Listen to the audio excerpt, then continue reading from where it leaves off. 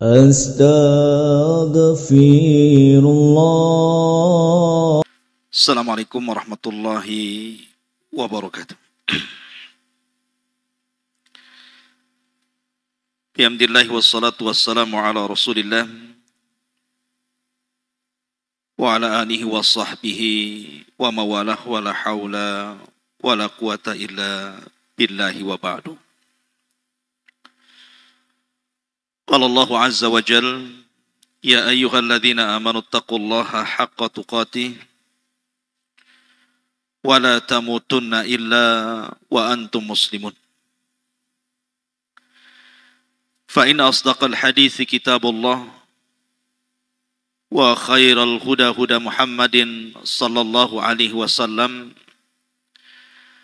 wa syarrul umuri muhdatsatuha wa kullu muhdatsatin bid'ah wa kullu bid'atin dhalalah wa kullu dhalalatin finnar.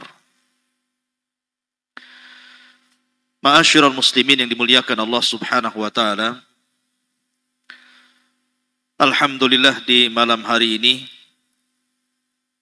senang kiranya kami disambut oleh teman-teman di Ma'had Tahfidz Utsman Ibn Affan di tempat yang insya Allah diberkahi Allah Azza wa Jal di Kundur ini.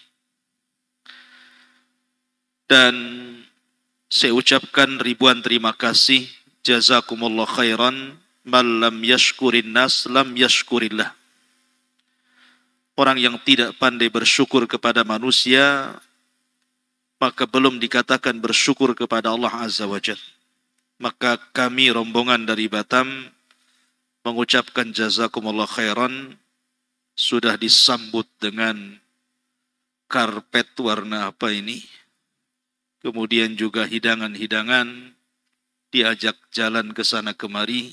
Masya Allah, mudah-mudahan tidak kapok mengajak kami seperti ini. Atau yang dari Batam yang kapok. Salawat serta salam marilah kita haturkan kepada Nabi kita yang mulia alaihi salatu wassalam. Tema di malam hari ini adalah sesuai permintaan, tema mendadak, bicara tentang pentingnya persatuan dan buruknya perpecahan. Maka salah satu faedah kita juga silaturahim sebenarnya ke sini juga ada faedah juga dalam rangka merajut persatuan sebenarnya. Persatuan sesama ahli sunnah wal jamaah. Ma'asyiral muslimin yang dimuliakan Allah Subhanahu wa taala. Kita tahu bahwa persatuan itu sebuah nikmat yang Allah Subhanahu wa taala anugerahkan kepada umat Islam. Karena kalau kita melihat sejarah, dahulu di kota Madinah itu ada dua kabilah yang sangat besar, dua-duanya penyembah berhala. Pertama Khazraj dan yang kedua Aus. Itu dua kabilah musyrik di Madinah. Lah Khazraj dan Aus itu dikenal suka perang. Suka menumpahkan darah satu kabilah dengan kabilah yang lainnya. Dan itu sebelum kedatangan Islam. Bahkan bukan hanya itu saja, di kota Yathrib atau Madinah belakangan disebut seperti itu, juga ada orang-orang Yahudi. Lah orang-orang Yahudi pun sama, suka perang. Baik antar Yahudi Bani Qunaiqa ataupun Bani Nadir ataupun Bani Quraidah, sesama Yahudi juga suka perang. Begitu dicatat dalam sirah. Baru setelah Nabi SAW hijrah dari Mekah ke Madinah, maka Nabi SAW hidup di antar umat beragama. Hidup di antara orang-orang musyrik dan juga orang-orang ahli kitab. Tetapi dengan kepiawaian Nabi SAW dan akhlak Rasul, akhirnya Rasul mampu menciptakan persatuan antar umat beragama. Rasul bisa meredam itu. Antara peperangan Khazraj dan Aus ataupun antara peperangan sesama Yahudi. Bahkan kemudian di kota Madinah menjadi kota yang sangat damai, yang kemudian dibungkus dalam sebuah piagam yang disebut dengan Piagam Madinah, yang mempersatukan seluruh umat beragama. Dan subhanallah, Nabi SAW menjadi pelopor ketika itu dalam persatuan. Artinya bahwa Islam ini bisa menyatukan di tengah-tengah umat antar beragama. Dan ini mematahkan statement orang-orang bahwa Islam itu agama teroris, gitu ya. Karena Islam itu bukan agama teroris, apalagi agama sadis, radikalis, tidak. Buktinya Islam itu bisa menyatukan antar umat beragama lewat Nabi SAW, menunjukkan Islam itu indah. Apalagi kemudian kita lihat sejarahnya orang-orang Ansar. Orang Ansar itu terdiri dari dua kabilah namanya Khazraj dan Aus, gitu kan. Lah Khazraj dan Aus ini kan suka perang dulunya. Sangat bermusuhan. Sampai-sampai Nabi SAW akhirnya ketika datang ke kota Madinah berusaha untuk mendamaikan kedua kabilah ini. Dan berhasil. Kemudian belakangan disebut Ansar, para penolong Nabi SAW. Makanya Allah Subhanahu wa Ta'ala mengingatkan nikmat ini kepada mereka. Di dalam Al-Quranul Karim, bahwa nikmat ini adalah nikmat yang sangat besar. Allah menyatukan hati-hati kaum muslimin saat itu. Wa allafa baina qulubihim law anfaqta ma fil ardi jami'an ma allafta baina qulubihim walakinnallaha allafa bainahum. Allah yang mempersatukan hati-hati mereka. Dari sini menunjukkan bahwa misi dakwah Nabi SAW itu mempersatukan umat. Maka lihat ketika Nabi SAW pertama hijrah ke kota Madinah, yang pertama kali dilakukan Rasul apa? Mempersaudarakan antar orang-orang muhajirin dan juga orang-orang Ansar. Bahkan kisah yang sangat terkenal tentang masalah mu'akhah ini adalah bagaimana Nabi SAW mempersatukan atau mempersaudarakan Abdurrahman bin Auf dari kalangan muhajirin dan Sa'd bin Rabi dari kalangan orang-orang Ansar. Sampai-sampai Nabi SAW meminta orang-orang Ansar yang menampung orang-orang muhajirin itu sampai kepada tawarus. Tawarus itu artinya saling mewarisi. Walaupun kemudian saling mewarisi dihapus setelah perang Badar. Yang ada saling membantu. Tapi bagaimana kisah ini sangat masyhur masalahnya, kan dicatat dalam sejarah gitu ya. Sa'd bin Rabi datang kepada Abdurrahman bin Auf, ya Abdurrahman, aku memiliki dua rumah, silahkan pilih satu di antara kedua rumahku, ambil yang paling baik. Aku memiliki dua kebun, mana yang paling kau sukai dari kebunku, ambil. Kemudian aku memiliki 3 istri, kau pandang di antara 3 istriku ini, mana yang paling cantik, ku ceraikan dia, tunggu masa idahnya, kau nikah dengan dia. Yang ketiga ini luar biasa. Memberikan istrinya, kemudian disuruh pula milih yang cantik. Kalau antum kan nambah gitu, nggak usah dikasihkan ke orang pula kan itu. Tapi dari sini bagaimana Nabi sahabat ini diajarkan Nabi SAW untuk saling berbagi. Dan hebatnya sampai Allah mengatakan wa yu'thiruna ala anfusihim walau kana bihim khasasa. Jadi mereka itu lebih mendahulukan orang lain walaupun mereka sendiri kesulitan. Orang-orang Ansar itu. Kemudian juga kita tahu persaudaraan antara Salman Al-Farisi dengan Abu Darda radhiyallahu anhu. Dan Abu Darda ini kan terkenal ahli ibadah ya. Saking rajin ibadahnya Abu Darda ini, saking lupa sama istrinya. Kalau dia punya istri itu dia lupa gitu ya. Gimana nggak lupa coba? Kalau siang dia sholat, kalau siang dia puasa sunnah, kalau malam dia tahajud. Jadi tidak sempat dia itu melayani istrinya. Makanya istrinya merasa tidak punya suami. Sehingga jarang berdandan, pakaian pun ala kadarnya, tidak pernah diperhatikan, nggak pernah. Ya pokoknya seolah-olah tidak punya suami.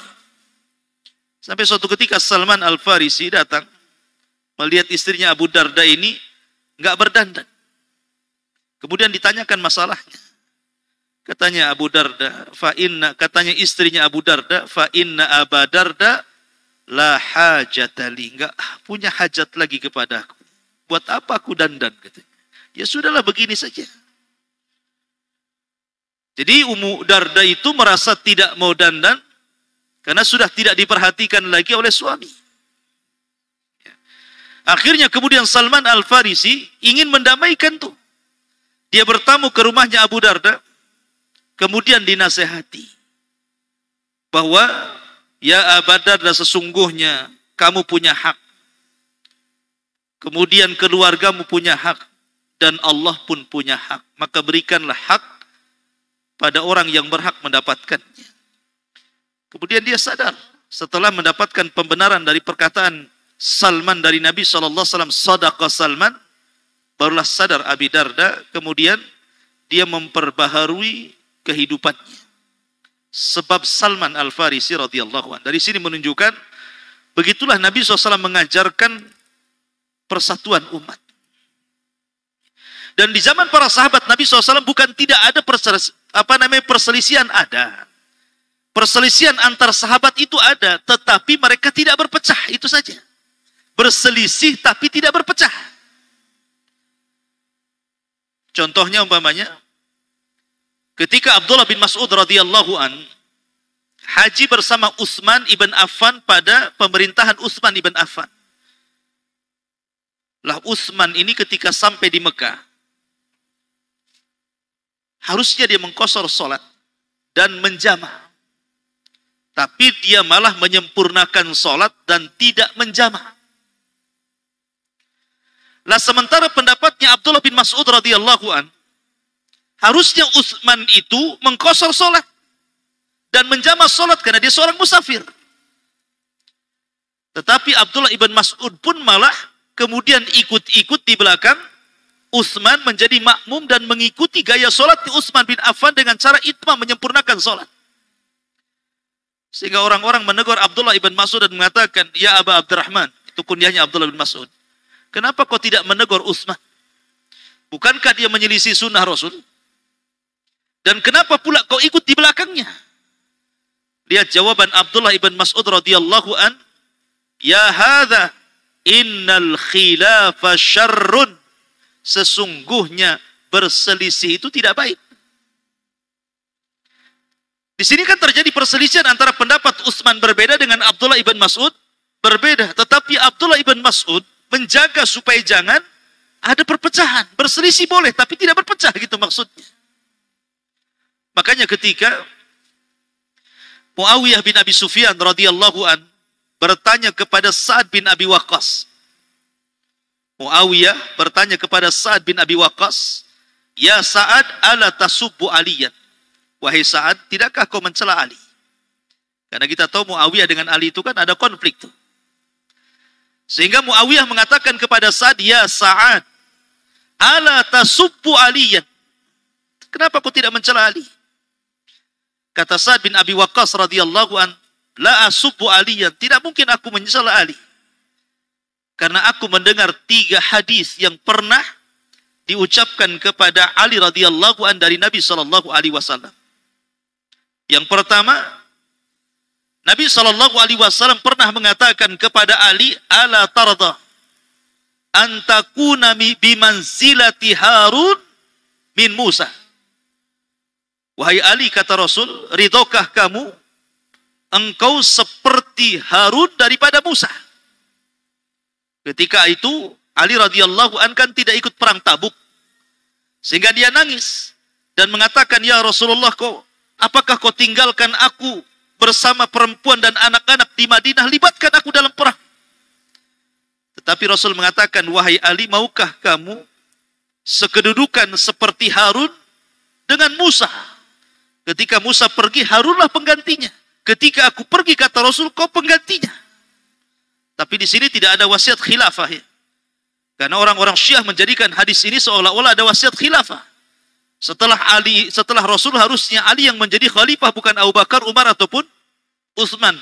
Tidak ada satupun isyarat dari hadis ini tentang wasiat khilafah. Hadis ini menceritakan tentang keutamaan Ali. Yang kedua, Harun juga tidak menggantikan Musa.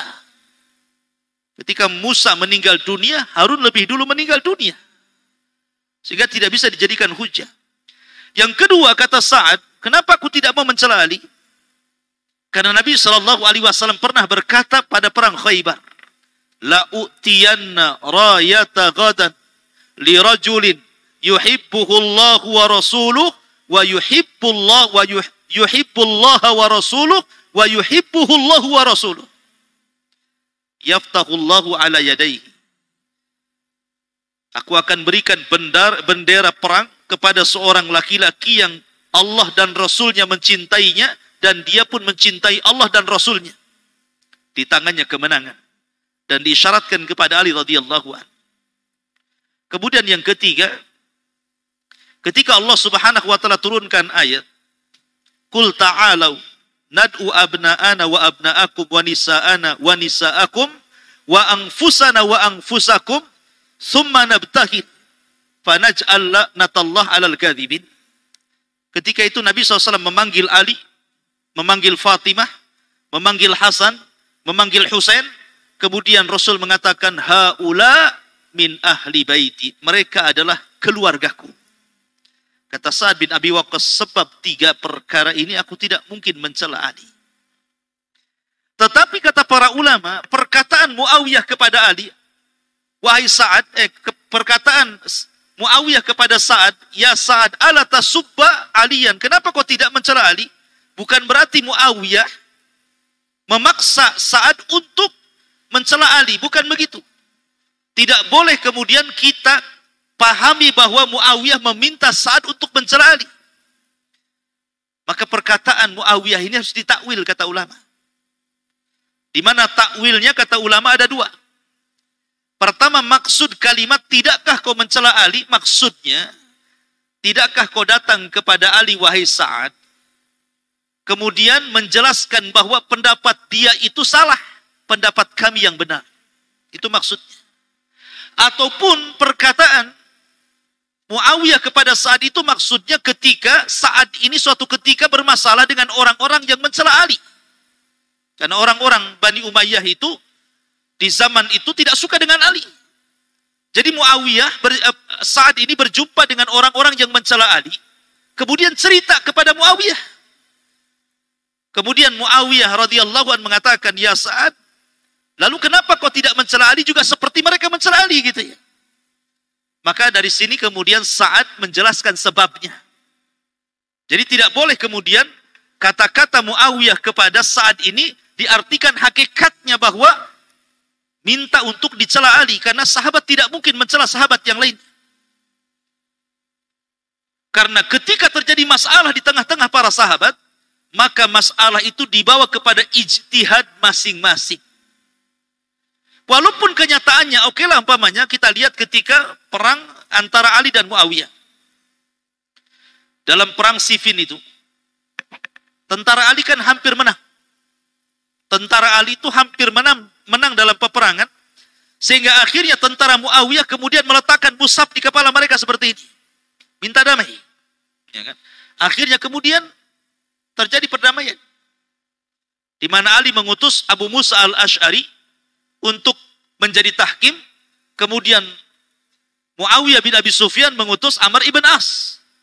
Kemudian berdialoglah 2 sahabat ini. Lah ketika itu orang-orang Khawarij tidak hendak terjadi perdamaian. Akhirnya belakangan terjadi pertempuran. Lah dari sini ma'asyiral muslimin, sebenarnya kebenaran itu ada di tangan Ali. Dari mana bahwa kebenaran itu ada di tangan Ali? Karena ketika terbunuhnya Ammar ibn Yasir, Nabi SAW pernah mengatakan kepada Ammar ibn Yasir, Ya Ammar sataktuluka fi'atun bagiyah. Wahai Ammar, engkau akan dibunuh oleh kelompok yang memberontak. Rupanya ketika itu Ammar meninggal dan rupanya Ammar itu dikubur siapa? Ali kan? Berarti Muawiyah itu dianggap pemberontak. Dan Ali dianggap penguasa yang sah. Maka ketika Ammar bin As itu meninggal dunia, lemahlah pasukan Muawiyah. Karena tahu sebagian mereka bahwa kebenaran ada pada Ali. Tetapi para ulama melarang kita tidak boleh mencela Muawiyah, apalagi mencela Ali. Karena Muawiyah melakukan seperti itu di atas ijtihadnya, begitu juga Ali memiliki ijtihad dan kebenaran ada pada Ali radhiyallahu anhu. Dan apabila seorang mujtahid berijtihad, salah tetap dapat pahala. Dari sini menunjukkan bahwa di antara para salaf juga ada berselisih tetapi tidak berpecah. Itu yang paling penting di sini.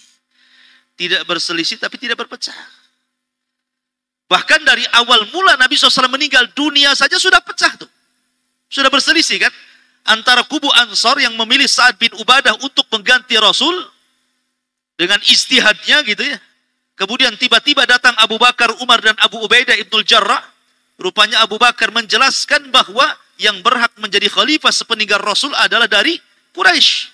Kemudian Abu Bakar meminta Abu Ubaidah dan Umar untuk dipilih menjadi khalifah. Tetapi Umar malah memilih Abu Bakar. Kemudian dibayatlah Abu Bakar. Dan serentak kaum muslimin membayat Abu Bakar. Terjadi khilaf di antara para sahabat. Tetapi tidak menjadikan mereka berpecah. Ma'asyiral muslimin yang dimuliakan Allah Azza wa Jalla.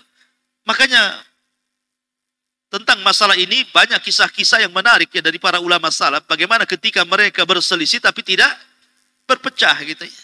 Seperti contohnya Imam Syafi'i rahimahullah ta'ala pernah berselisih paham dengan Yunus As-Sadafi rahimahullah ta'ala, muridnya tuh. Jadi suatu ketika berdebat Yunus As-Sadafi dengan Imam Syafi'i. Kemudian kalah debat. Karena kalah debat ngamuk dia. Kemudian tidak mau menegur Imam Syafi'i, pulang dia. Tidak mau ikut majelisnya lagi. Tapi Imam Syafi'i mengajarkan bagaimana khilaf itu tidak harus pecah. Malam-malam dia datang kepada Yunus As-Sadafi dan mengatakan, ya Yunus, bukankah persamaan kita jauh lebih banyak dibandingkan perbedaan kita? Bukankah persamaan kita lebih banyak dibandingkan perbedaan kita? Jangan pula perbedaan yang sedikit memecahkan persamaan yang banyak, gitu maksudnya. Jadi Imam Syafi'i rahimahullah ta'ala meminta agar Yunus As-Sadafi melupakan perselisihannya. Dan ini menunjukkan bahwa bagaimana ulama salaf itu merajut supaya jangan terjadi perpecahan. Berselisih boleh, tapi jangan berpecah. Ya. Karena bagaimanapun perpecahan itu sebuah hal yang sangat dicela dalam Islam. Karena itu wataknya iblis. Iblislah yang menjadikan orang itu kemudian berpecah. Ketika dia tidak sanggup lagi kemudian menjadikan orang-orang Arab itu menyembah dirinya, maka ada satu senjata iblis supaya mereka tetap mengikuti dirinya dengan cara at-tahris bainahum. Bagaimana mengompori permusuhan supaya sesama mereka saling retak, pecah dan begitu seterusnya. Ma'asyiral muslimin yang dimuliakan Allah Subhanahu wa taala. Intinya bahwa persatuan itu penting dan perpecahan itu sesuatu yang sangat berbahaya. Dan kalau kita lihat juga qudwah kita, ulama kita, seperti mamanya Syekh Albani, juga pernah bermasalah dengan Syekh bin Baz gitu kan. Tetapi di antara keduanya tidak saling menyesatkan, membid'ahkan dan begitu seterusnya. Ketika dulu saya pernah ingat, keduanya berselisih tentang masalah peletakan tentara Amerika waktu perang Taluk itu kan, untuk diletakkan pangkalannya di Arab Saudi. Ini terjadi perpecahan antara pendapat Syekh Albani dengan pendapat Syekh bin Baz ketika itu ya. Kalau pendapat Syekh bin Baz mengatakan tidak ada masalah karena ini mengancam jiwa manusia. Irak itu di zaman Saddam Hussein sudah meluncurkan rudal-rudal mereka ke arah Saudi. Dan ketika itu tidak bisa menangkal kecuali meminta bantuan kepada Amerika. Sementara kalau seandainya tidak diberikan pangkalan, bagaimana caranya Amerika melawan Irak ketika itu? Ini terjadi khilaf tuh antar ulama itu. Tapi kan tidak kemudian Syekh Albani mencela Syekh bin Baz ataupun sebaliknya, atau ulama-ulama Saudi mencela Syekh Albani, tidak juga. Ataupun dalam masalah-masalah ringan, masalah fikih gitu ya. Antara irsal qobad begitu dan irsal setelah ruku itu kan juga berselisih juga ya antara Syekh Albani dengan Syekh bin Baz, tapi juga tidak saling mencela. Artinya di antara mereka ada khilaf, ada perselisihan, tetapi tidak saling kemudian berpecah di antara mereka. Lah harusnya juga sama dengan kita. Terkadang di antara para ulama itu memberikan contoh terbaik, tetapi kita pula terkadang orang-orang yang sedikit ilmunya justru yang kemudian saling menghajar satu dengan yang lain. Dari hajar kemudian dihajar dia. Hajar sekali kan gitu ya. Banyak ikhwan-ikhwan yang seperti itu ya. Intinya bahwa kembali kepada tema bahwa pentingnya kita bersatu. Bagaimana caranya? Ma'asyiral muslimin yang dimuliakan Allah Azza wa Jalla, persatuan itu harus ada dasar. Dan dasarnya harus kembali kepada Al-Quran, kepada sunnah, dan tentunya juga pemahaman salaful ummah. Ini penting. Karena hanya dengan 3 perkara ini, persatuan itu bisa dibina. Tanpa didasari 3 perkara ini, sulit orang itu untuk bersatu. Susah. Makanya kenapa Islam ini, Islam yang sangat mulia ini, Islam yang sangat sempurna ini didasari dengan Al-Quran dan Sunnah. Dan Al-Quran dan Sunnah yang menopang Islam ini tidak bisa dipahami dengan sempurna kecuali pemahaman salaful ummah, pemahaman para salaf, para sahabat Nabi SAW. Dan kenapa pula kita mengacu kepada pemahaman ini? Karena memang mereka yang paling paham tentang Quran dan Sunnah. Kalau seandainya saya analogikan seperti ini, saya letakkan di akal-akal antum semuanya satu ayat, kemudian saya katakan tafsirkan. Kemudian masing-masing antum mentafsirkan ayat ini, pasti satu dengan yang lain akan berbeda penafsiran tuh. Tetapi ketika kemudian penafsiran antum dikembalikan kepada penafsiran para salaf, tentu akan mengerucut kepada sebuah penafsiran yang akan menyedikitkan perpecahan. Karena masing-masing tidak memberikan pemahaman ya kan begitu ya, karena sudah ada pemahaman sebelumnya, tinggal ngikut saja kan, menunjukkan bahwa dasar persatuan itu harus kembali kepada Al-Quran dan Sunnah, kemudian adanya pemahaman yang benar yang mengarahkan ke arah situ. Kalau tidak, maka tidak akan pernah bersatu walaupun mengaku Al-Quran dan Sunnah. Kalau tidak mengacu kepada pemahaman yang benar, selamanya akan pecah. Makanya tidaklah perselisihan terjadi kecuali karena menyelisih madhab para sahabat Nabi SAW. Maka penting satu di atas Al-Quran, satu di atas Sunnah, dan satu di atas pemahaman salaful ummah. Kemudian yang kedua, adanya pengetahuan atau ilmu. Sebab tanpa ilmu ataupun kejahilan, jahil itu kan penyebab kerusakan yang paling besar itu kejahilan. Kejahilanlah yang menjadikan seseorang itu berpecah. Makanya kita lihat fenomena sekarang dengan berbagai macam sarana-sarana dakwah, adanya yayasan, banyak yayasan di mana-mana. Padahal satu yayasan dengan yayasan yang lainnya itu terkadang suaranya sama, mengatasnamakan manhaj salaf, manhaj ahli sunnah wal jamaah, mengatakan kami Quran, kami sunnah, kami kembali kepada pemahaman para sahabat Nabi SAW, tetapi satu dengan yang lainnya pecah. Kenapa coba? Karena salah satunya orang-orang yang diletakkan untuk memegang dakwah itu terkadang bukan pakarnya. Ini pesantren ataupun bergerak di bidang dakwah. Sementara yang memegang itu orang awam. Baru kenal ngaji, sudah jadi ketua yayasan. Gitu umpamanya. Baru kenal ngaji, sudah terlibat di pengurus yayasan. Kemudian dia pula yang menentukan kebijakan. Padahal dia belum mampu untuk dakwah saja tidak bisa. Kadang-kadang ditanya soal ilmu saja dia jahil. Tetapi dia kemudian memegang sebuah tampuk kepemimpinan untuk menyebarkan dakwah. Maka ini persis seperti sabda Nabi SAW, "Idza wusidal amru ila ghairi ahli fantadiri sa'ah." Kalau seandainya perkara itu diberikan kepada yang bukan ahlinya, tunggu saja kehancurannya itu. Itu juga penyebabnya karena kejahilan. Karena antar lembaga ini kadang-kadang dipegang orang-orang yang tidak paham agama.